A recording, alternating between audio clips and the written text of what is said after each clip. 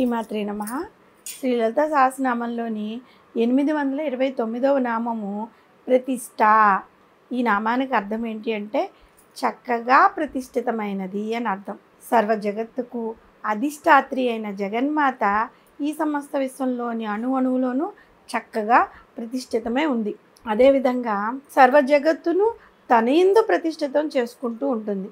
ఈ విధంగా సర్వ జగత్తులో ఇమిడిపోయి ఆ జగత్తును తనలో ఇముడ్చుకున్న పరదేవత కాబట్టి ప్రతిష్ట అనే నామము అమ్మవారికి వచ్చింది. ప్రతి జీవిలోనూ ఆ తల్లి ప్రతిష్ఠితురాలే ఉంది. మనము పూజ నిర్వహించేటప్పుడు జగన్మాతకు ప్రాణప్రతిష్ఠ చేస్తాం కదా. అదేవిధంగా మన హృదయంలో అనాహత చక్రంలో పద్మంలో కొలువై ఉన్న జగన్మాత కూడా మనలో ప్రతిష్ఠితురాలే ఉన్నట్లుగా భావించి ప్రాణప్రతిష్ఠ చేయాలి. ఆ విధంగా అజపా మంత్రంగా వివరింపబడిన సోహం మంత్రాన్ని జపించడమే హంసస్వరూపిణి అయిన తల్లికి ప్రాణప్రతిష్ఠ. బాహ్యనేత్రాలను మూసి అంతర్ముఖులమై ఆ తల్లి మనలో హంసరూపిణిగా పైకి కిందకి తిరుగుతున్నట్లుగా మనం భావించాలి. ఊపిరిని లోపలికి తీసుకుంటున్నప్పుడు సో అని, ఊపిరిని బయటకు వదులుతున్నప్పుడు హమ్ అని జపిస్తూ ఆ తల్లి మన హృదయంలో ప్రతిష్ఠితురాలై ఉన్నట్లుగా భావించిన తర్వాత పూజను సక్రమంగా నిర్వహించుకున్నట్లయితే సత్ఫలితాలు కలుగుతాయి. జగన్మాతను మనలో ఆ విధంగా ఎప్పటికీ ప్రతిష్ఠ చేసుకోవడానికి శమము అంటే ఓర్పు చాలా అవసరం. ఆ శమం ఉంటేనే ఒక క్రమమైన ప్రతిష్ట కలుగుతుంది. అంతేకాని ఏదో పూజ చేసాంలే అనుకుంటే దానివల్ల అంతగా ప్రయోజనం ఉండదు. పరమేశ్వరి సకలములకు ఆధార రూపమైంది కదా. ప్రతిష్ఠా సర్వ వస్తువునాం ప్రజ్ఞేష పరమేశ్వరి అన్నారు. అంటే పరమేశ్వరి యొక్క స్వరూపమైన విజ్ఞానమే ఈ సమస్త విశ్వంలోని ప్రతి వస్తువునకు ఆధారమైంది. సర్వము ఆ పరమేశ్వరి యందు ప్రతిష్ఠింపబడి ఉన్నందున సర్వమునకు ఆధార రూపంగా ప్రతిష్ఠితమైనది కాబట్టి జగన్మాత ప్రతిష్ట అనే నామంతో కీర్తింపబడుతోంది. విశ్వస్య జగత ప్రతిష్ట అన్నారు. సకల ప్రపంచము సమృద్ధిగా ఉండడం కోసము కారణమైంది ఆ జగన్మాతే. స్వే మహిమ్మి స్థిత ప్రతిష్ఠిత, తన మహిమయందు తానే ప్రతిష్ఠితమైనది అని చెప్పారు.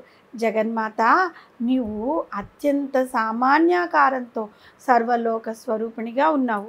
విశేషంగా సర్వలోక రూపమైన దానువు, అనంతమై అవధులు లేని దానువు. అట్టి నీవు అనుష్ఠానురూప తపస్సునకు ప్రతిష్టవు.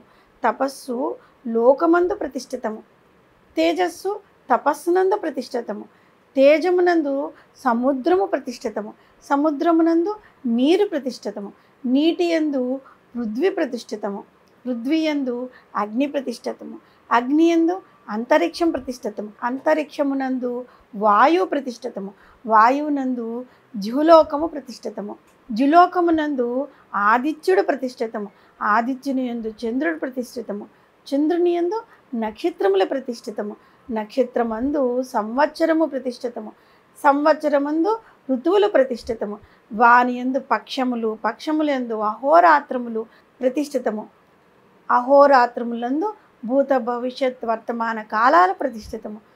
అహోరాత్రములో ముఖ్యంగా పూర్ణిమ, కృష్ణపక్ష అష్టమి అమావాస్యల అధిదేవతలు ప్రతిష్ఠితము.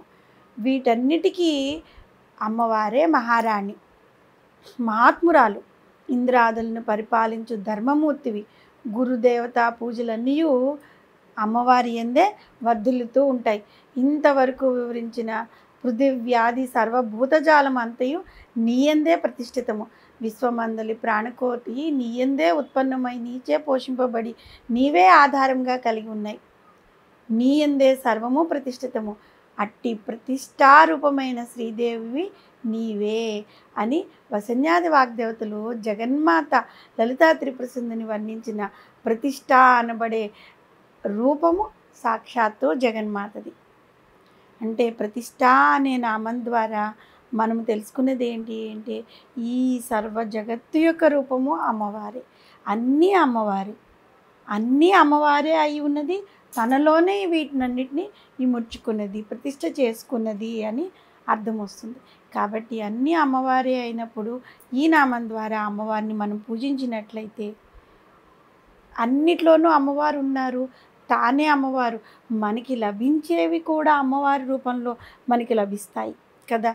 అమ్మవారి రూపము అంటేనే శుద్ధమైనది కదా, శుద్ధమైనవే మనకి లభిస్తాయి. మన చుట్టూ ఉండేవారు శుద్ధమైన వ్యక్తులుగా, వాళ్ళ యొక్క మనసుల్లో మనము శుద్ధ రూపంలో మనం ఉంటాము అన్నమాట. అంటే మన గురించి అందరూ మంచిగా ఆలోచిస్తారు, మంచిగా మాట్లాడుకుంటారు. అప్పుడు వాళ్ళు మనకి మంచి చేస్తారు కదా. అప్పుడు చెడు అన్న భావన మన మీద ఎవరికి ఉండదు. సో మనకి చెడు జరగదు. కాబట్టి ఈ నామంతో మనం అమ్మవారిని పూజించినట్లయితే అంతా మంచే జరుగుతుంది అని. శ్రీమాత్రే నమః.